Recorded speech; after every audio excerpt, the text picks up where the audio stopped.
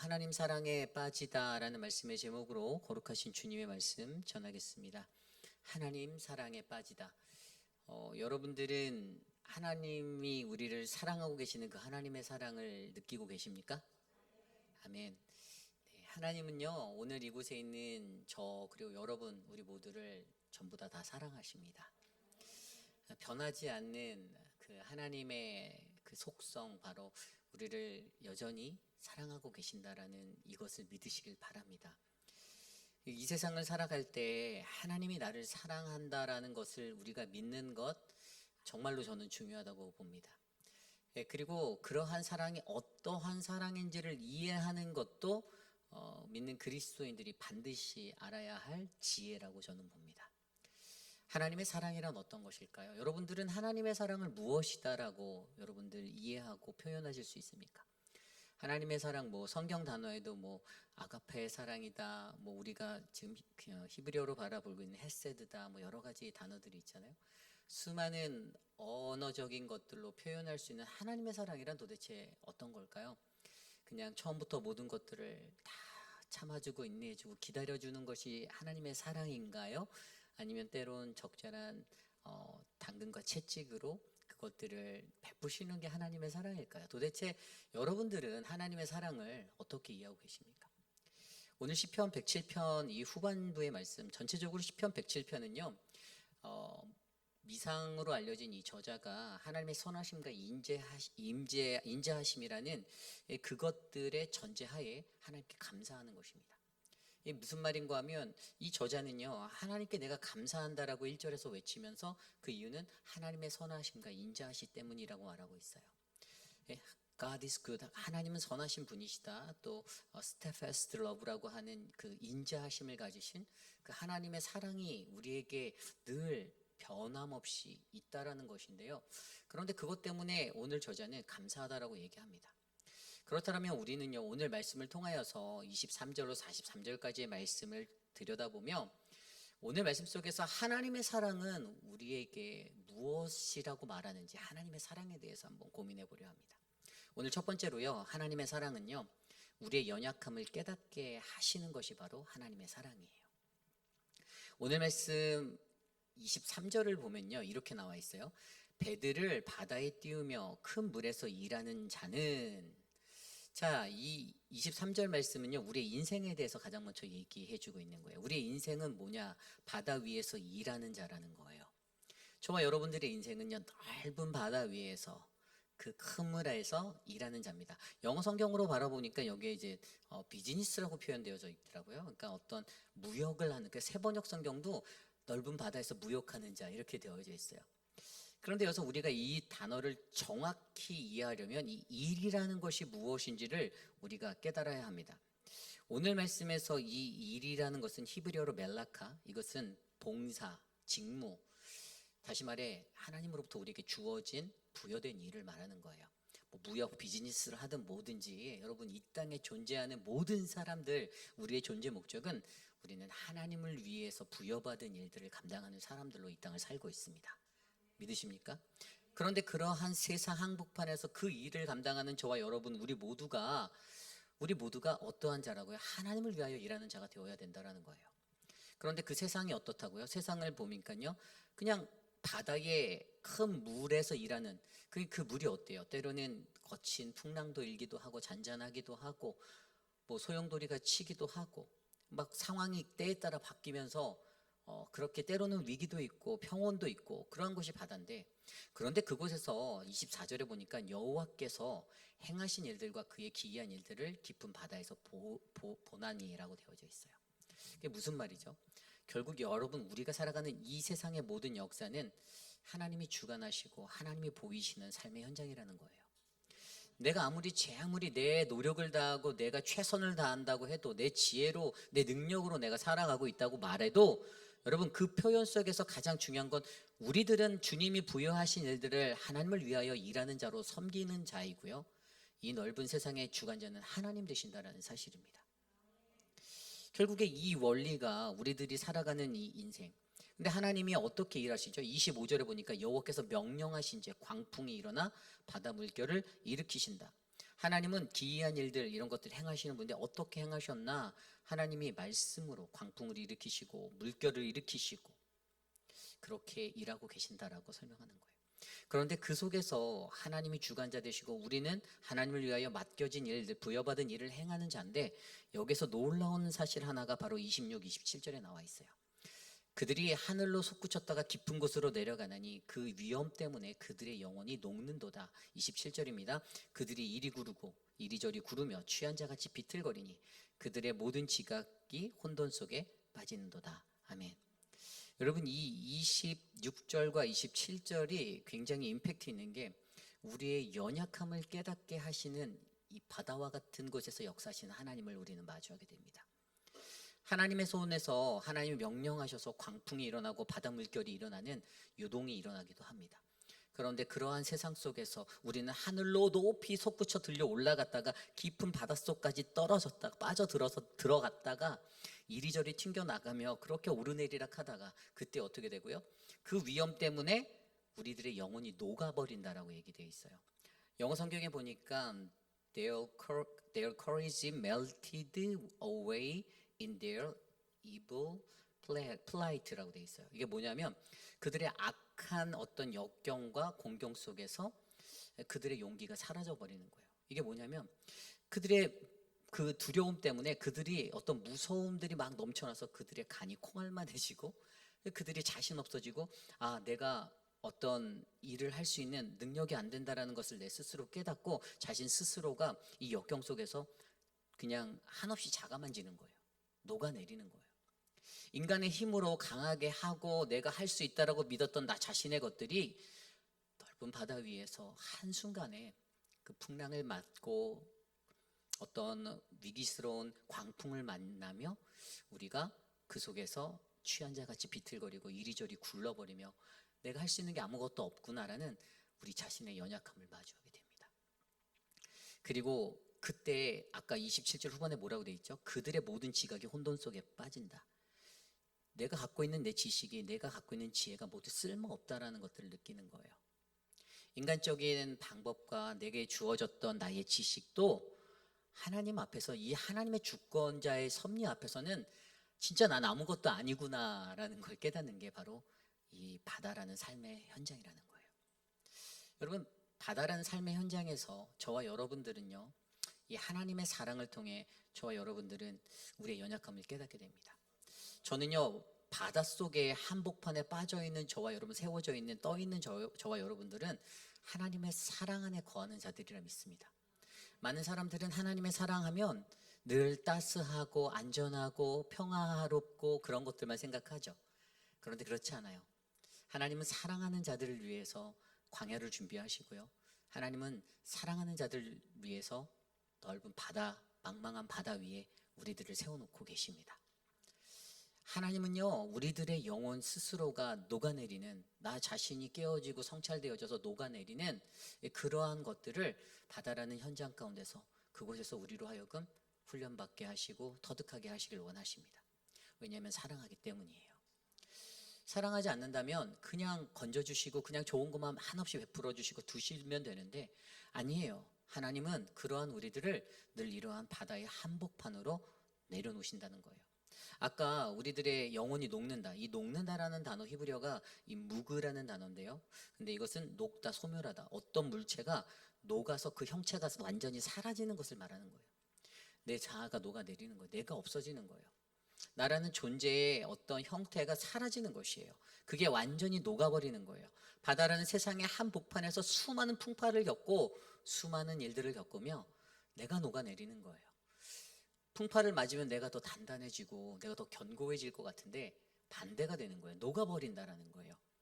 우리는 녹아버리고 내가 가지고 있는 지혜가 쓸모없는 것이다라고 느끼고 결국에 우리는 이 인생이라는 이 바다와 같은 한복판에서 주를 위해서 일하는 자로 그에게 부여받은 일들을 가지고 살아가며 날마다 나의 강함이 아니라 나의 연약함을 깨달아 알아가는, 그래서 하나님의 강함을 알게 되는 그러한 삶이 바로 하나님의 사랑에 놓인 인생임을 기억하시길 바랍니다. 인생을 살다 보면 내 인생이 너무 힘든데, 나는 너무 어려운데 라고 느끼시는 분들 계시죠. 그럴 때가 왜 없겠습니까? 제 인생에도 그럴 때가 많이 있어요. 그런데 오히려 그러한 어려운 풍랑을 만나게 하시는 것이 우리를 너무나도 사랑하시는 하나님의 마음이라는 거예요. 하나님은 그 폭풍을 만나 우리가 그 폭풍 속에서 뭐 우리가 숨이 끊기거나 죽거나 이런 것들을 기대하시는 게 아니라, 하나님께서는 그러한 폭풍 속에서도 그 모든 것들을 이끄시고 인도하시고 섭리하시는 하나님만을 바라보게 만드신다라는 사실을 기억하셔야만 합니다.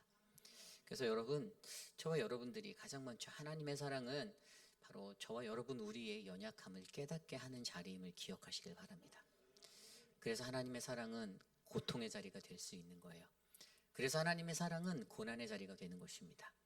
그것을 저와 여러분들이 이해하시기를 간절히 부탁드립니다. 오늘 두 번째로 하나님의 사랑은요, 바로 우리로 하여금 기도하게 하시는다라는 거예요. 기도하게 하신다. 오늘 말씀 28절 29절 말씀에 이렇게 되어 있어요. 이에, 이게 새 번역본에 보면 그러나 이렇게 되어 있거든요. 이에 그들의 고통 때문에 여호와께 부르짖으매 그가 그들의 고통에서 그들을 인도하여 내시고, 29절입니다. 광풍을 고요하게 하사 물결을 잔잔하게 하시는도다. 아멘. 고난을 만나 하나님의 사랑 가운데 고난을 만난 자들의 가장 정확하고 적절한 첫 번째 반응은 기도입니다. 하나님께 부르짖는 거예요. 하나님 앞에 우리가 부르짖는다라는 거, 여러분 이 영어 성경에 보니까 then they cried라고 되어 있어요. 그들이 막 울부짖는 거예요. 소리 지르는 거예요. 히브리어 차크라는 단어. 이것은 아주 위급한 상황 속에서 하나님께 간절한 마음으로 외치는 거예요. 하나님, 내가 당신의 도움이 절대적으로 필요합니다라고 기도하는 겁니다. 위기적인 풍랑을 만나고 광풍이 일어나는 그 바닷속에서 내가 바다 위로 들려 올려졌다가 바닷속으로 다시 솟구쳐 들어가는 그런 위기를 맞는 상황 속에서 정신없이 이리 치이고 저리 치이고 뒹굴고, 그러한 상황 속에서 나의 갖고 있는 지각에 아무 쓸모없다라고 느끼는 그 삶의 현장에서 우리가 유일하게 붙잡을 수 있는 것은 하나님께 부르짖는 것이라는 사실입니다. 하나님께 기도하게 하는 것, 그때 그 기도의 결과가 29절에는 폭풍이 잠잠하여지고 물결도 잔잔해진다라고 말씀하고 있습니다. 하나님께 기도했더니 하나님께서 모든 것들을 평온하게 만들어 주신다라고 하고 있어요. 그래서 여러분, 앞서 첫 번째 띠임과 연결해 보면, 토픽과 연결해 보면, 연약함을 알면 우리는 주께 기도하게 되어져 있습니다. 내가 얼마나 연약한 존재인지를 우리가 안다라면 우리는 가장 먼저 하나님께 부르짖고 나아갈 수 있는 거예요. 여러분, 저와 여러분들의 삶도요, 이러한 기도의 인생이 되기를 부탁드립니다. 그것이 바로 뭐가 되냐면, 기도를 하는 것이 나의 연약함의 증거가 되는 것입니다. 여기 여러분들께 제가 만약에 여러분께 여쭤본다면, 여러분들은 연약하신 분입니까? 라고 물어본다면 여러분들 뭐라고 대답하시겠어요? 여러분들이 연약하신 분입니까? 목소리가 근데 인정이 잘 안 되세요? 여러분들 연약한 분이십니까? 혹시 여기 강하다라고 생각하시는 분 계세요? 나는 강하다라고 생각하는, 예, 용림 지사님 강하다고 생각하신대요. 예, 강하시니까 이제, 예, 바퀴벌레도 같이 다녀요. 그래서, 예, 강하신 분이에요. 여러분, 우리는요 절대로 우리 스스로가 강하다라고 표현할 수 없습니다. 제가 봤을 때는 여기에 있는 저나 튼튼해 보이는 서재현 목사나 다 갈대와 같은 존재들이에요. 겉은 우리가 이렇게 보기에 너무 단단해 보이고 그렇게 보여도 사실은 다 마음들이 여리신 분들이에요.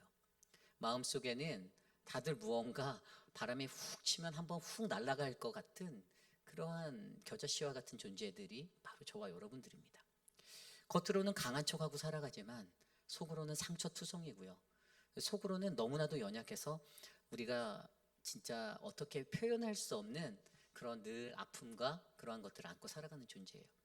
그래서 여러분, 우리가 가장 먼저 기억해야 할 것은요, 나의 연약함 가운데 하나님께 의지하여 기도할 수 있다라는 이 믿음을 놓치시지 말길 바랍니다. 오늘 그 하나님의 사랑은요, 우리의 연약함을 깨닫게 하신 후에 우리로 하여금 바로 기도하게 하시는 그런 하나님이심을 믿으시기 바랍니다. 이게 오늘 말씀의 두 번째예요. 그렇다면 오늘 마지막에 세 번째는 무엇인가? 하나님의 사랑은요, 바로 우리로 하여금 가난한 자와 지혜 있는 자가 되라고 말씀하신다라는 겁니다.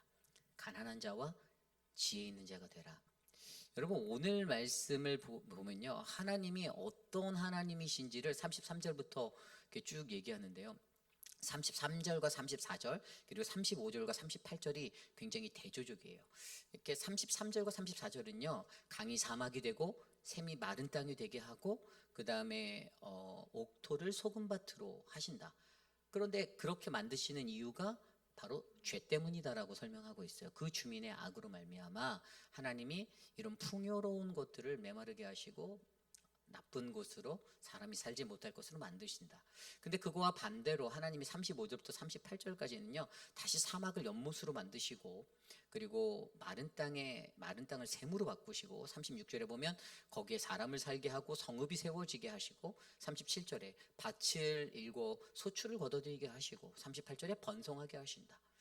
여러분 하나님의 손에요 우리의 인생의 성공과 실패가 다 담겨져 있습니다. 근데 죄에 거할 때는 그 삶이 실패할 수밖에 없는 삶이 되는 거예요.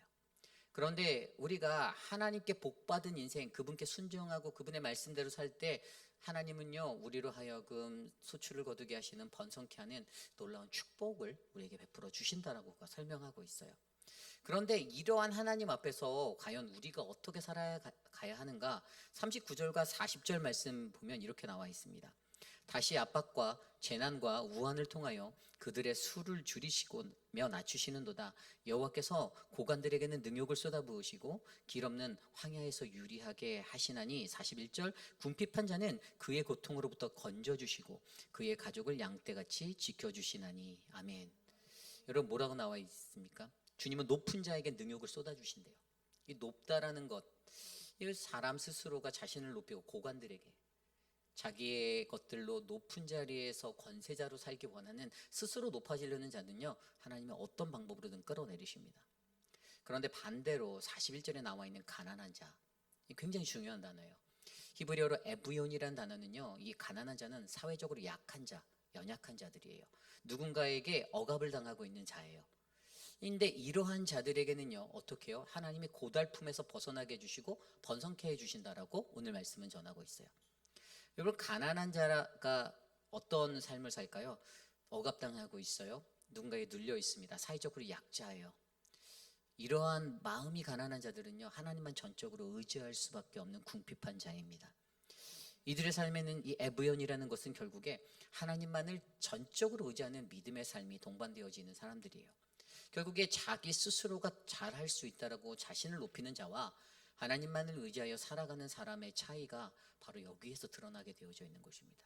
그런데 우리는 우리들로 하여금 하나님께서 이 바다라는 넓은 바다라는 이 세상의 한복판에서 우리에게 높은 자가 되지 말고 가난한 자가 되어 살아가라라고 말씀하십니다.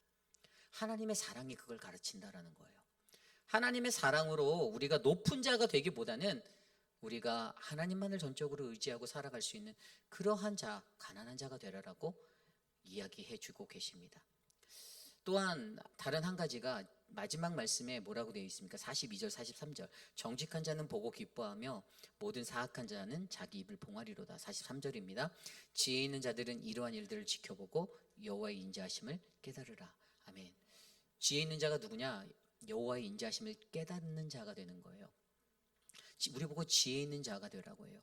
여호와의 인자하심, 헤세드로 표현된 단어, 여러분 헤세드, 자비, 인자, 은혜, 긍휼 뭐 여러 단어로 성경에서 사용되었죠. 그런데 이 헤세드라는 단어가 가지고 있는 하나님 입장에서 쓰여진, 제가 전에 말씀드렸듯이 하나님의 언약 안에서의 사랑이라는 거예요. 반드시 끊어질 수 없는 사랑이라는 거죠. 그런데 하나님께서는요 어떤 하나님이십니까? 우리들에게, 그가 사랑하는 그의 백성들, 그의 자녀들에게 어떤 심판과 재앙을 내리기 전에 반드시 그들에게 회개를 요구하시고 다시 돌아올 기회를 주시며 기다리시는 분이 하나님이세요. 이게 헤세드인 거예요. 언약 안의 사냥. 언약의 백성이기 때문에 그 언약의 백성들에게 조금이라도 하나님께서는 그들이 다시 내게로 돌아와 회복할 수 있는 기회를 주신다라는 거예요. 하나님의 여호와의 인자하심이라는 것을 깨달아 안다라면, 우리가 이 원리를 안다라면 우리는 어떻게 해요? 가장 지혜로운 자로 살아가는 건요, 죄로부터 돌아설 수 있는 용기가 있는 사람이 되는 것입니다. 하나님이 기회 주실 때, 하나님이 좋게 말할 때 돌아가는 거예요. 주님께로 가는 거예요. 오늘 하나님께서 우리에게 그러한 인생을 깨달아 알으라고 얘기하세요. 깨닫다. 이게 보니까 whoever is wise, 이것은 히브리어 빈, 구별하다, 분별하다. 깨닫는 것은 분별하고, 깨닫고 분별하고 구별하는 거예요. 무엇이 여호와의 사랑인지를 정확히 분별하는 거. 여러분, 그래서 하나님의 사랑을 우리가 절대로, 하나님은 무조건 우리에게 좋은 것만 베푸시고, 하나님의 사랑은 끝까지 용서하시고, 하나님의 사랑은 끝까지 참아내시고, 말로는 다 맞는 말이지만 그것으로 이것이 설명될 수 없다라는 거예요. 하나님의 사랑은 폭풍 가운데 던져놓는 것이 사랑입니다. 하나님은요, 뜨겁게 타오르는 그 불구덩이 속에 우리를 던져 넣는 것이 하나님의 사랑이에요. 뭐가 다릅니까? 그곳에서도 날 건져주실 분이 하나님 되신다라는 믿음이 다른 거죠. 하나님을 정말로 사랑하는 자, 그의 뜻대로 부르심을 입은 자들에게 하나님께서 어떻게 해요? 선을 이루게 하신다고, 합력하여 선을 이루게 하신다는 그 말씀도 결국에 여러분 우리들의 믿음에 달려 있는 거예요. 왠지 아세요? 내가 하는 게 아니고 하나님이 하신다라는 걸 알기 때문이죠. 가난한 자와 지혜 있는 자가 되라고 말씀하시는 이 하나님의 사랑을 저는 오늘 저와 여러분들이 믿어내시기를 부탁드립니다. 전적으로 주님만을 의지할 수밖에 없는 그 궁핍한 그 가난함이 저와 여러분들에게 묻어나길 바랍니다. 정말 가난해 보셨어요? 정말 가난하면요, 여러분 뭔가 지푸라기에서 잡으려고 하는 그 무언가 의지하려는 그 심리가 발동되잖아요. 우리가 신앙 안에서 우리가 정말 영적으로 궁핍하고 가난한 그 처지에 놓여 살아간다면 우리는 하나님이라는 지푸라기 동아줄만을 꽉 잡으면 되는 거예요. 그리고 우리가 지혜롭게 원한다면 여러분 그 하나님의 인자 사랑이 무엇인지를 바르게 분별하십시오. 바르게 구별하세요.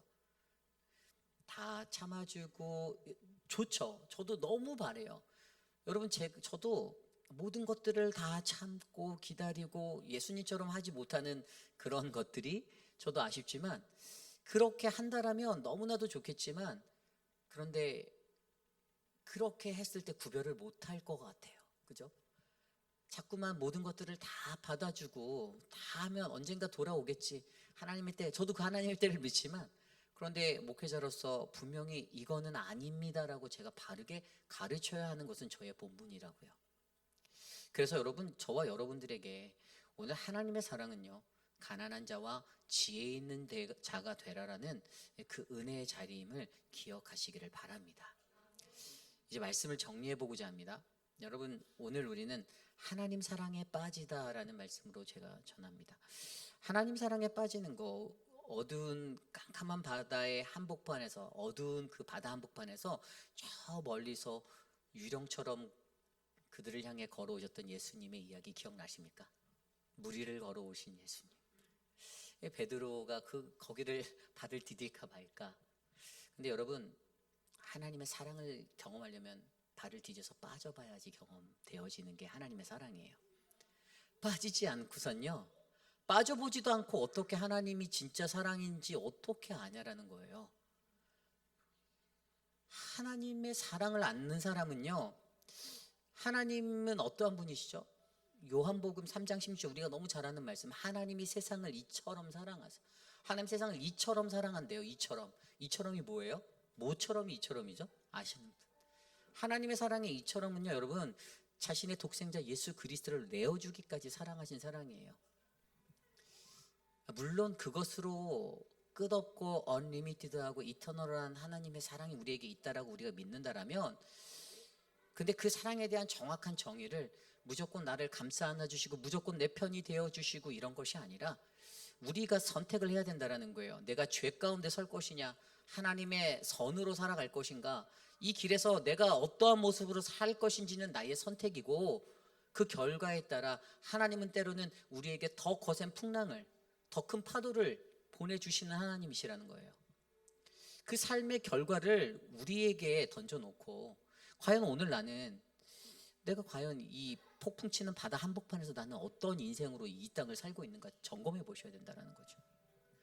저와 여러분들에게는요, 여러분 오늘 시편 저자가 하나님의 선하심과 인자하심이라는 이 전제하에 감사를 드린다라는 것은요, 이 사람은 하나님은 나를 무조건 사랑해 주시니까 지속적으로 사랑해 주시고 끝나지 않는 사랑을 하신다는 걸 알았어요. 하지만 그 사랑이 때로는 내게 아픈 채찍질이 되고 내게 아픈 상처가 되기도 하고 내게 쓰라린 그러한 고통의 자리가 된다는 것도 그는 이해하고 있었습니다. 그렇기 때문에 그가 마지막에 표현은 그러한 하나님을 내가 알기에 감사할 수 있었다라고 표현하는 거예요. 오늘 저와 여러분 우리의 삶 속에서도 여러분 우리가 그냥 만들어진 자리가 아니잖아요. 물론 아직도 가야 할 길이 멀고 우리 앞에 놓여진 우리의 삶의 자리도 여전히 멀지만 그러나 여전히 여러분 이 험한 세상 한복판에서 하나님은 저와 여러분들을 여전히 그의 분의 인자하심으로 그의 선하심으로 바라보고 계십니다라는 사실을 믿으셔야만 합니다. 두려워 마시고 여러분 발을 내딛어 그 바다로 나아가시길 바랍니다. 빠진다 할지라도 빠져서 물에 막 허우적거리고 제가 7살 때 물에 한 번 빠져 죽을 뻔했다고 제가 말씀드렸잖아요. 그런데 빠져보니까 누가 건져주시더라고요. 제가 빠져보니까 건져주는 사람이 있다는 걸 알았거든요. 빠져서 허우적거리고 진짜 그 짧은 시간에 와 죽겠다라는 생각이 막 들었던 그 어린 7살의 나이에 제가 사실 물에 그래서 깊은 데 들어가는 걸 별로 안 좋아하거든요. 경험을 해보니까 알겠더라고요. 그런데도 하나님은 여전히 저를 사랑하셔서 7살 때 죽이지 않고 45살까지 지금 살려두셨잖아요. 여러분 우리들의 인생이 저는 그러한 인생이 되길 원합니다. 어떠한 삶에 있든지 하나님의 사랑에 깊이 있게 빠져보십시오. 때로는 고난스럽고 힘들어서 어려운 그 시간이 있다 하더라도 그 사랑에 빠져보시면 하나님이 나의 하나님 되시는구나, 하나님이 여전히 나를 지켜주시는구나, 하나님이 여전히 나와 함께 하시는구나가 여러분들의 마음에 느껴질 때 그때 여러분들은 진정으로 정직하고 신실하고 거룩한 삶을 살아내실 수 있을 거라 믿습니다. 그래서 우리 사랑하는 회익비라는 장로교의 모든 분들이 바로 그러한 인생 되시기를 부탁드립니다. 이 시간 그러한 마음으로 오늘 말씀 가운데 기도하기 원하는데요. 우리 이 시간 함께 오늘 주신 말씀 속에서 하나님 내가 주님의 사랑에 빠지기 원합니다. 하나님 나의 연약함을 알게 하시고 하나님 기도하게 하시고 가난한 자와 지혜 있는 자가 되게 하시는 하나님 나를 지켜주옵소서. 함께 기도하겠습니다. 하나님 감사합니다.